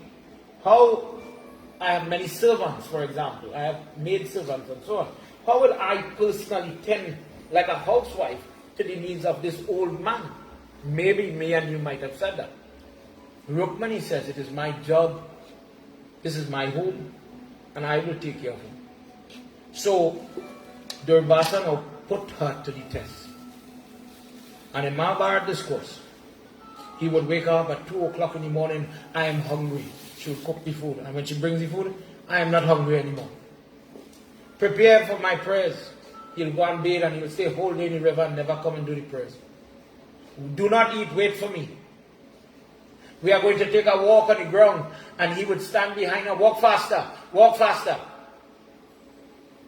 He would test her in different ways. Krishna comes, Krishna gets in day 2. Do Havan, and stop when I tell you to stop. And they would do Havan until he says, okay, stop. And in this way, day after day, night after night, he's testing them to see when they might stop, as we say. When they might get fed up. But they did not do it. They did not break. He says, Krishna says, my duty is to wait, to pray on, to help, to serve prayerful people, brahmanas, people that practice mantras and the prayers, the establishment of dharma, teaching of dharma. I will wait upon teachers like this. And he does not deviate. On the last day, they did not know it was the last day, but the last day of test came. Fermenti is when we take wood, dust, milk, and gobar and we mix it together, and then the farmer might make it into like a patty, a boba patty, and with it some, and it becomes like a dried biscuit. And people use it for havan, people use it for cooking in parts of India, like in the chulha. Before it is wet, it is called fermenti. He tells them how to make it and ingredients to put into it. These are some ways how they make agarbatti, when they roll it, when they make the Lakshmi Dhoop and different things. That also has gobar in it, a certain amount. And he's telling them to make a great amount of it. And then he tells Rukmani, put some in your face, pass it on your hand, smear your entire clothes, and without a second thought, she does it. Head to toe. This is the great queen wearing the best jewel, the best sari, and everybody's looking on because they don't know what this is. But she does not deviate from her dharma. Listening to the Guru very ardently, very calmly, she follows. Krishna comes and he says, oh, Emperor, bathe with this fermenti. And Krishna, with Keshava, the one with the curly hair, he puts the gobar, say it in your mind, bathing, all inside the ears, come down the hands, the navel, and the feet. But he does not cover the charan. From the ankle to the toes, the foot didn't cover it because he had on sandals. So he just came down to the lower calf. And he says, Guruji, we have done it. We have listened and we have fulfilled all your requests. And this is the moment, Durvasa says, for listening to all my requests, following my instructions, listening to your Guru. Do you listen to your mother? Do you listen to your father? Do you talk even to your Diksha Guru? When he says, I think you should fast on the full moon for Satyanarayan Puja, do you listen to that? The teacher in the school is talking. Are you listening? Shravanam. Are you practicing the art of listening when this person is speaking to you? He says, for listening, O Krishna, wherever that fermenti is on your body, may it become adamantium steel. May you become impervious from all the weapons. You will not be punctured. And when Krishna stood up to bow, Durvasa, who was sitting on the ground like how I am, saw the feet of Krishna, had no ferment. He says, oh Krishna, what have you done? I came here to bless you so that you would be ready for the war. But by not covering your foot, by not covering the charan of your body, they will become vulnerable. They will become your weakness. hide the secret, O Krishna. Hide it. You should have listened like Rukmani and covered your entire body with it. You would have been better protected. But now, when it is time for you to leave this world, if someone attacks your feet, you will be destroyed. You will be vulnerable. Vrindavan Bihari Lala Ki Jai. Do you remember that Bhagavad discourse? When Jara the hunter is pulling the bow, Dwarka is in the sea, it is time for Krishna to return to Vaikuntha. And where does the arrow of Jara hit him? In the ankle, in the charan, in the foot. This is why he had to get shot in his foot, because of Durvasa Rishi and that Leela. Remember that? Wonderful discourse. Muni says, tell me again, tell me another one. Give me one more where Lord Shiva in his Durvasa form is playing, testing. He says, Durvasa Rishi had gone to bathe. And in the bathing, in the up and down of the water, the loincloth, the dhoti, came off and floated away. Draupadi, who would one day marry to the Pandavas, she had come to offer jal and tarpan at the water edge, at the bank of the river. And seeing that the Muni is afraid, ashamed, she realized what was happening and she tore her sari at that moment and she throws it in the water. And she bows her head out of respect so that the eyes would not see what she was not supposed to see, if you understand what I mean. She does not think twice. She does not think of any reason not to save him, but to save his integrity, to save him without a second moment. She does it. Today, we are saying our praise to Lord Shiva, and I'm asking you, the devotee, if there's a moment in front of you, if there's a hungry person, if there's a person begging, in your mind, do you help? Or do you study, that is not a person that looks like me, different race, different skin texture, different religion, I'm not going to help that person. Draupadi did not fall from her dharma. God lives in the heart. Hanuman Baba shows that. He opens the heart. And God lives in the heart of everybody. Sitaram, Sitaram, Sitaram, everybody. But when it is the day to help Sita and Ram in the heart of that person, then I don't want to help that. He will take that dollar and he go on buy drugs. So you judge and you fall from your dharma. God gave you the ability to help. Help. Do your part. Draupadi does it, and what happens? He comes out of the water, tying his body with her pieces of cloth until he could get better. Lifted his hands and he says, one day your clothing will run short. But God bless you, my child, that when you need it most, your clothing will stretch lengths. There will be a never-ending supply of cloth for you when you need it most. Umapati Mahadeva Ki Jai. Do you remember that discourse? Yudhishthira falls to the dice of Shaukani and Mahabharata. And he bets his brothers, he bets his castle, and then he bets himself, and then he bets his wife. And Dushashan is dragging Draupadi, who was on her monthly cycle. She does not want to come to court. She wants to stay away. She does not want to be seen by anybody, much more the elders, the men. And Dushashan is dragging this woman, and he's trying to rape. He's trying to take off the sari to see her nakedness, to insult her, to embarrass her, to break her. And the words of Sadashiva in that Durvasa form come to play when Krishna comes to her, he helps her, and that sari till Dushashan was so tired, he could not pull off clothes. He was fed up. He was so exhausted. And the sari is coming and it cannot finish coming. By the blessings of Durvasa. What got her that blessing? Holding her dharma. That Durvasa plays in Draupadi's life many times. Duryodhan once pleased Durvasa. Not a discourse. It is not here, but in Mahabharata. Duryodhan and Shaukani, his mamu, Gandhari's brother, Shaukani, they had played a game. They know Durvasa is a very high-tempered person.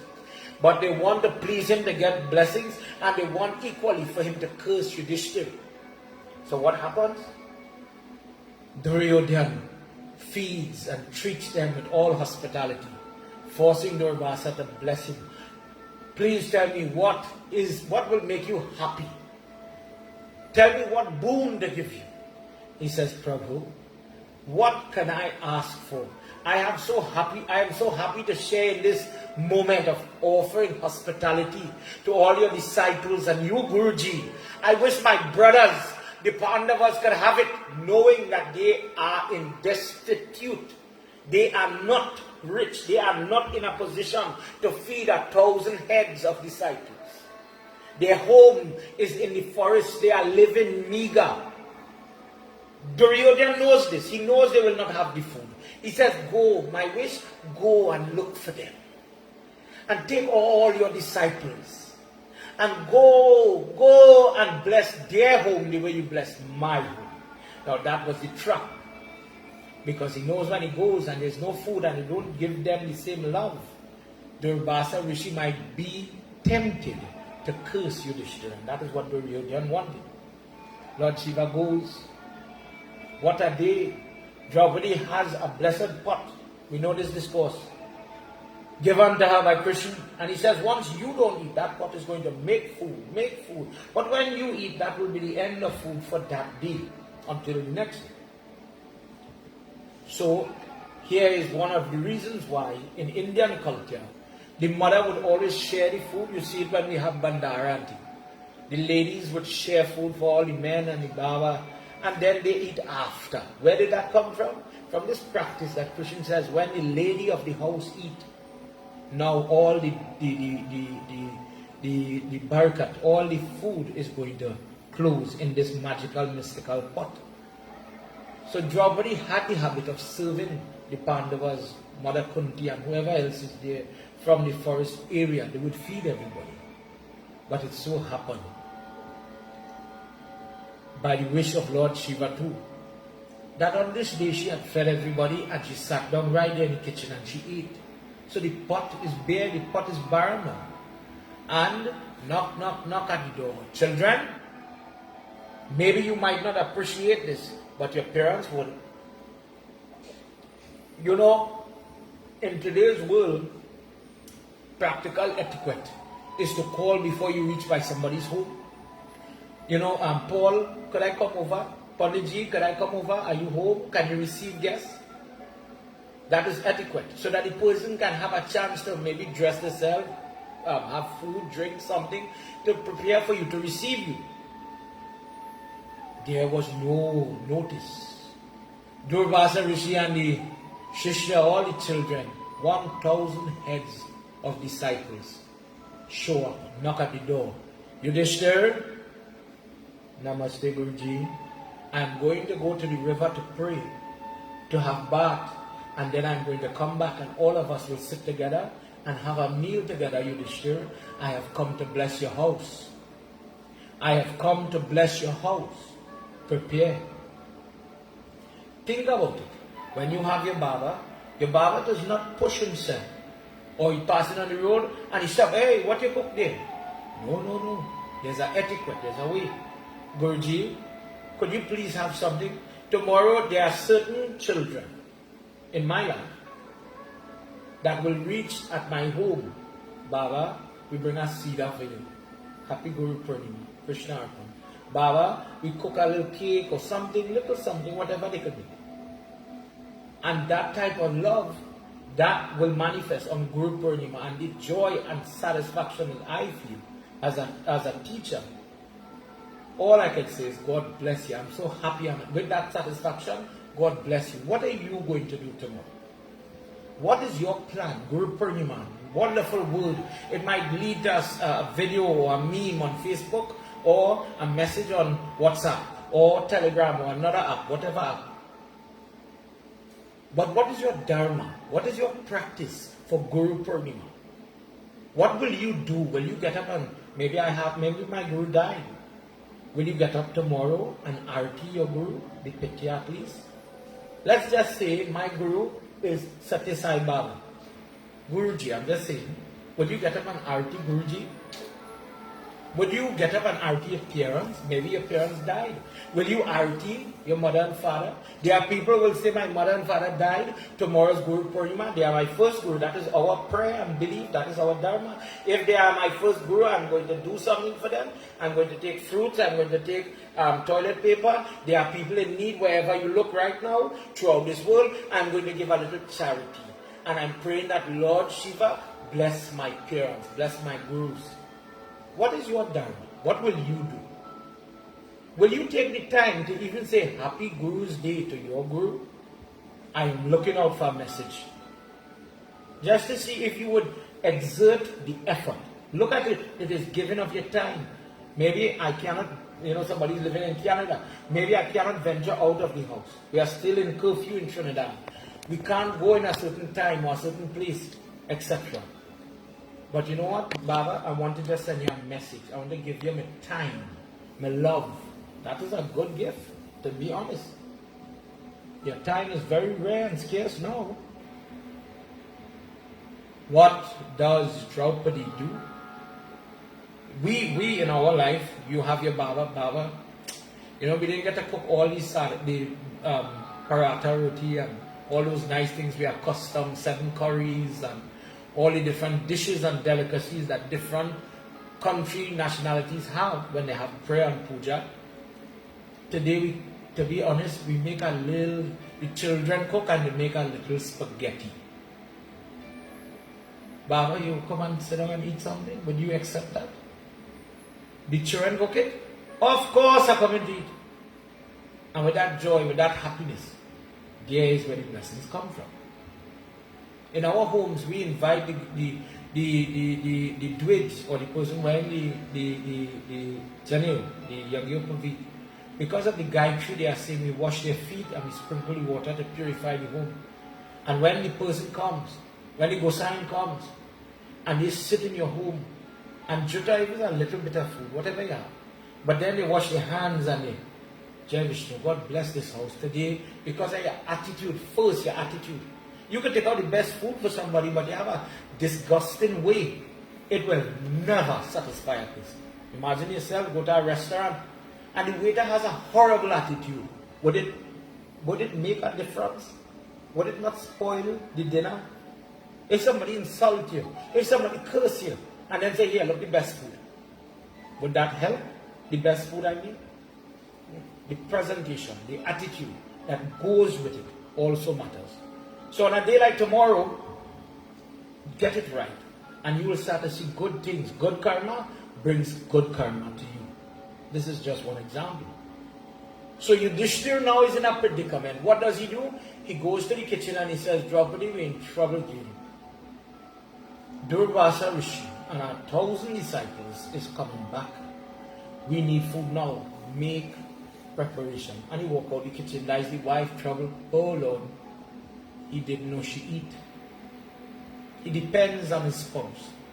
He will do the hosting on the outside. Eat with them. But the wife has to make the magic happen. And what does she do? She holds to her dharma. She doesn't curse the husband. She doesn't abuse the husband. She stands up for her home. Sometimes in marriage, in our homes, we have little rifts. But you're entertaining guests, for example, you have a praise. Do you show the animosity between husband and wife? Sometimes our children let us down. Good, bad, minor, major. Do you let your house business out and show everybody you're so angry or so disgusted with whether the husband or the wife did something or the children did something? I think if a parent showed that they had no patience with their kids, anybody looking on, any guest that comes to that house will say, but they're your child, why you don't have patience? They're your own child, they do something, all right, don't worry, this will pass. And likewise, Draupadi is not failing in the dharma of a wife. She supports him. Of course she would not like it. Would you like it? I didn't know you had guests coming. Oh God, what are we going to cook now? And in that moment, she does not deviate from her dharma. She goes to Krishna and she says, please help me now. Please. You said whenever you need me, call me. And I'm calling you now. Please. 1, 2, 3. I'm knocking on the door. Answer the call. I need help. Krishna appears. Boom.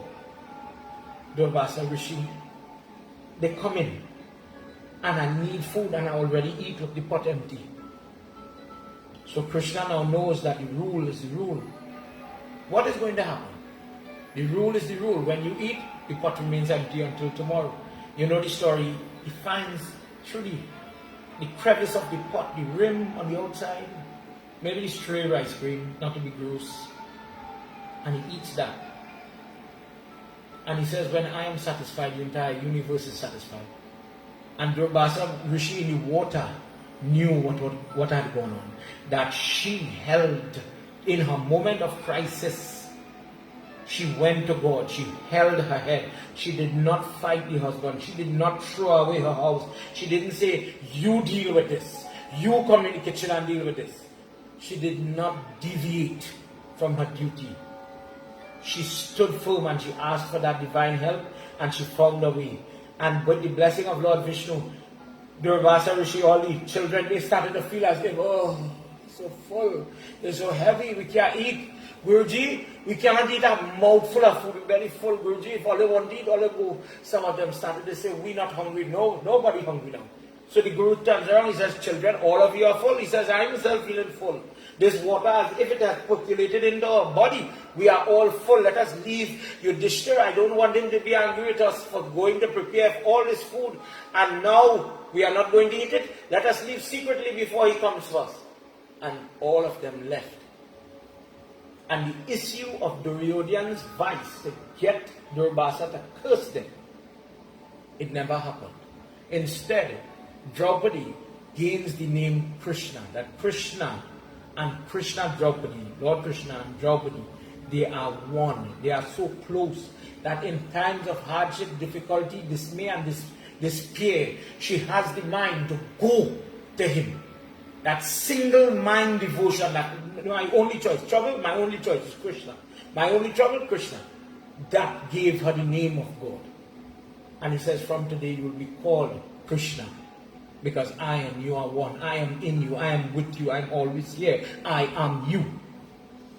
Vrindavan Bihari Lal Ki Jai.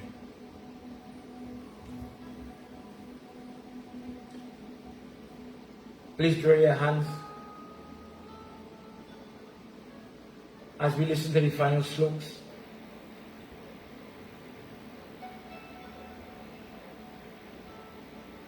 जय भोले बाबा तव शरणम जय भोले बाबा तव शरणम जय भोले बाबा तव शरणम जय सांब सदा शिव तव शरणम जय सांब सदा शिव तव शरणम बहुना धारा ये मानस सुपदेशं ये विधिधानश्च ज्ञानादतये विश्वयशान बहुना मुक्तिश्च करण्याते जय भोले बाबा तव शरणम जय भोले बाबा तव शरणम जय भोले बाबा तव शरणम जय सांब सदा शिव तव शरणम जय सांब सदा शिव तव शरणम उमापति महादेव की जय. By delivering excellent discourses like this, the Redeemer of this world, from hardship, from sickness, from trouble and difficulty, Sadashiva rewards the person who is responsible for causing this discourse to be given and who listens to it. Listen to me if you are watching tonight, and if you're watching on the repeat, take my advice and share the satsang. Share it so that somebody else can listen to it. And you accept this vardhan in your life in this way.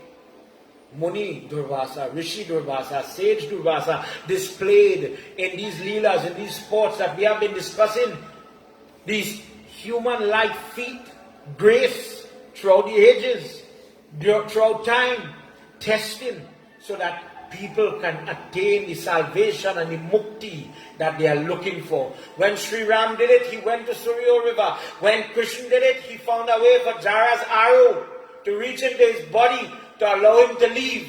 It was correlated. Every time Lord Vishnu comes upon the earth, Lord Shiva has to go to help him come back to Vaikuntha. There are many discourses like that. When he takes nursing form, when he takes Varaha form, when he takes any form, Lord Shiva is called into duty. And this is one. The person who listens to the Katha of Durvasa Rishi with devotion, the person who recites it to another person, the person who shares it for another person to listen, that person will gain comfort in life, favor in life, and able to attain their goals, their desires in this world and in the next world. Uma Pati Mahadeva ki Jai. Prem se bolo Pavana Putra Hanuman ki Jai. Tonight, time's run out on me already.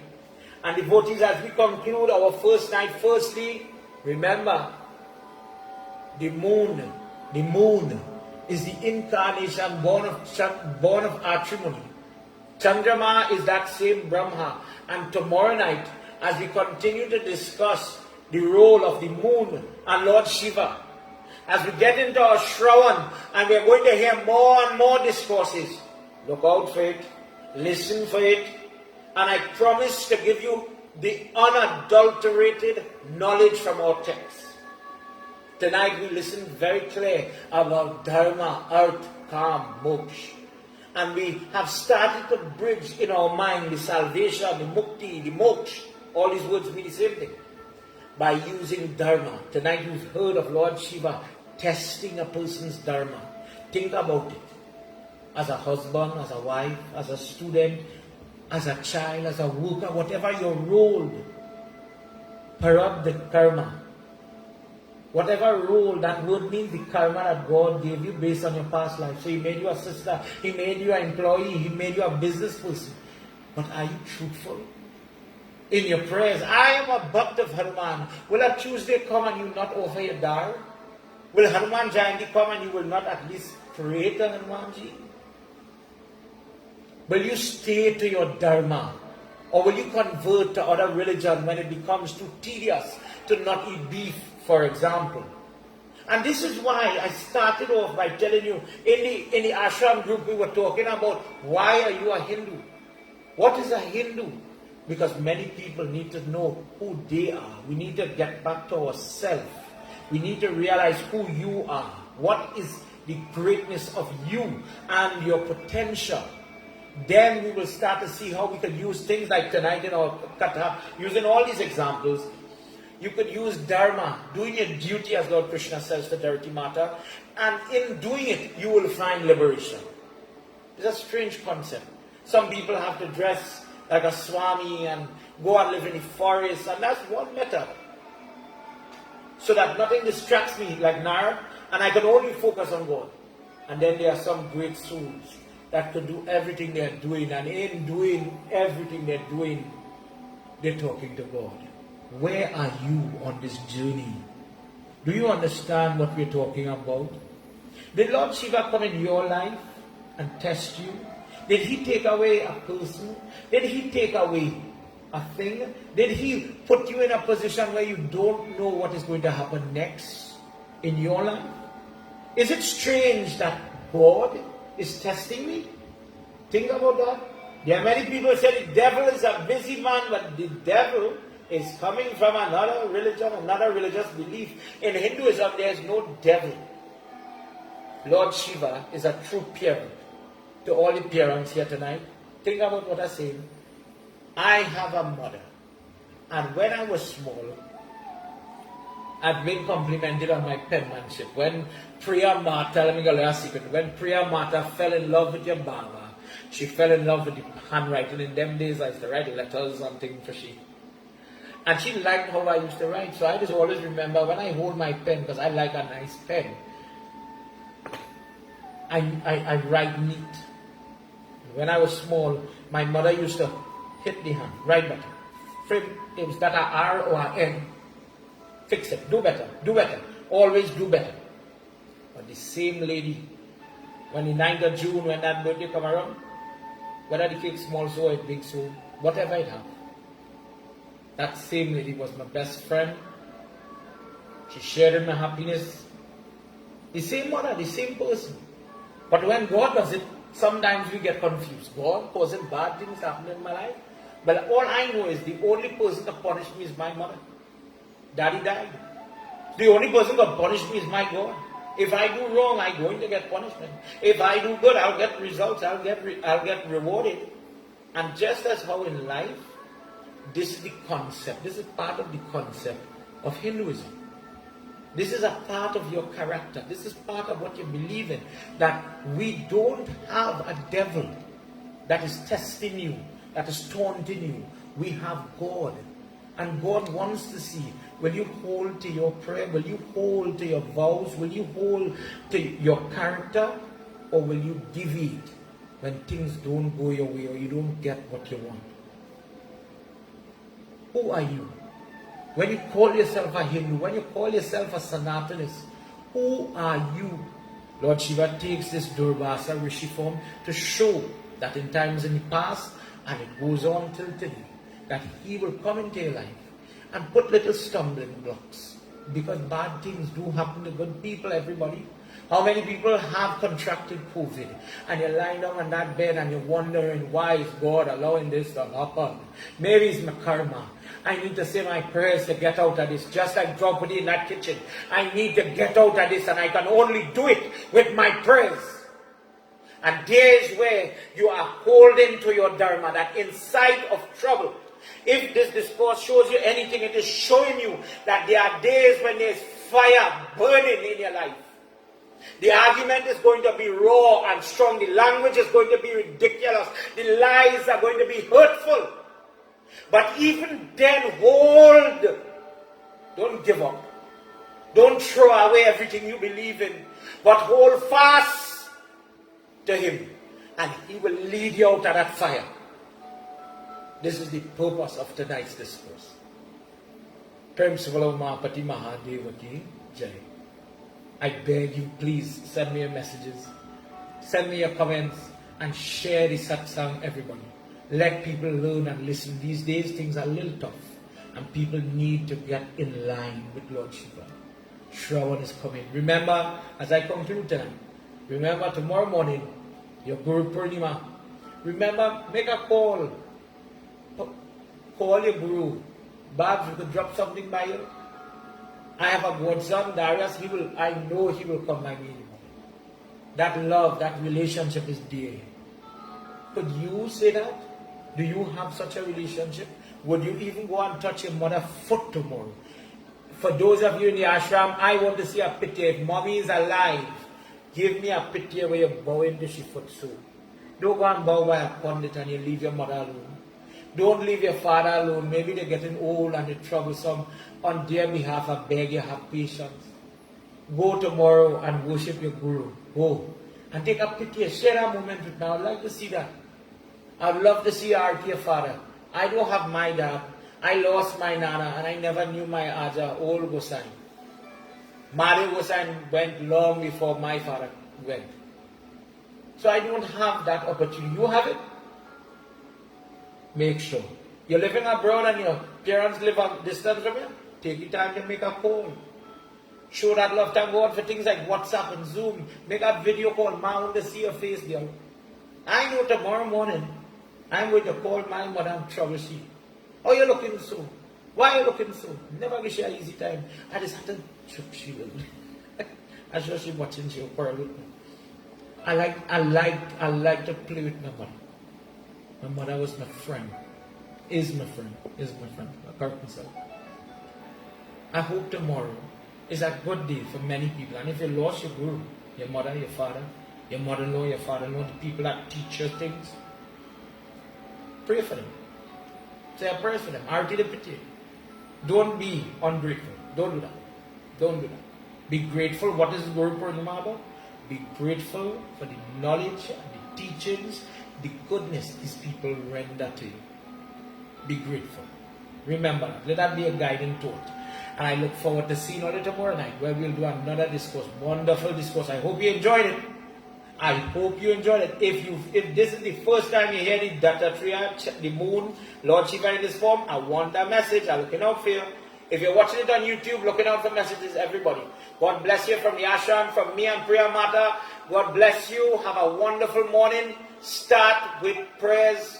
Remember, stay to your dharma. Think about that. Dharma takes you to mukti.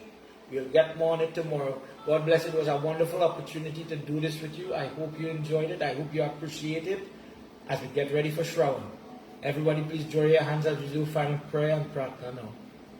Mahadev Baba, we thank you for this night. We thank you for this time and the ability, although we are at a distance, to still have the Yajna, to still have the dissemination of these wonderful discourses, to get this blessing going into my ears. Prabhu, thank you. Only through your grace this is possible.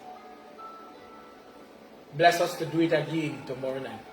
Tvameva Mata Chabita Tvameva Tvameva Bandhu Chasaka Tvameva Tvameva Vidya Dravinam Tvameva Tvameva Sarvam Mama Deva Deva Tvameva Sarvam Mama Deva Deva. Together everybody. Om Shanti Shanti Shanti Hari Om. Prem Sabalomapati Mahadeva ki Jai. Pavanapatra Hanuman ki Jai. Shri Adi Shakti Mata ki Jai. Vrindavan Bihari Lal ki Jai. Satya Sanatan Dharm ki Jai. Jai Jai. Sitaram. Sitaram everybody. Until tomorrow night. God bless you. Bye bye. Sitaram.